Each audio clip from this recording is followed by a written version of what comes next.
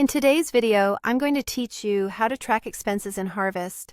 Whether you're submitting a single receipt from lunch or logging a week's worth of purchases, this walkthrough will help you capture everything cleanly and consistently so your reports stay accurate. Start by logging into your Harvest account.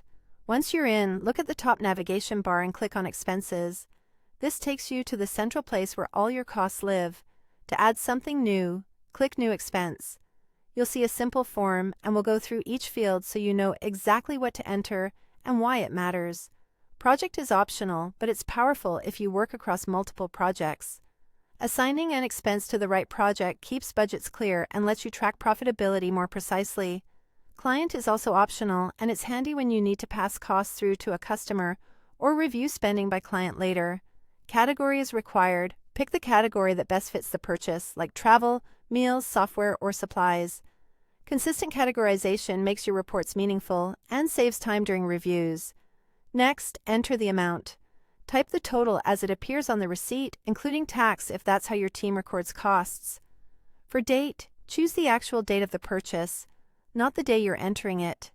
Accurate dates help you reconcile statements and filter reports by period. Notes are optional, but a short description, like the purpose of a meeting or what the purchase covered, can be a lifesaver when you or your manager look back later. If you have a receipt, upload it here. A clear photo or PDF is best. Make sure the vendor, date, and total are easy to read. That helps approvals go smoothly and prevents follow-ups.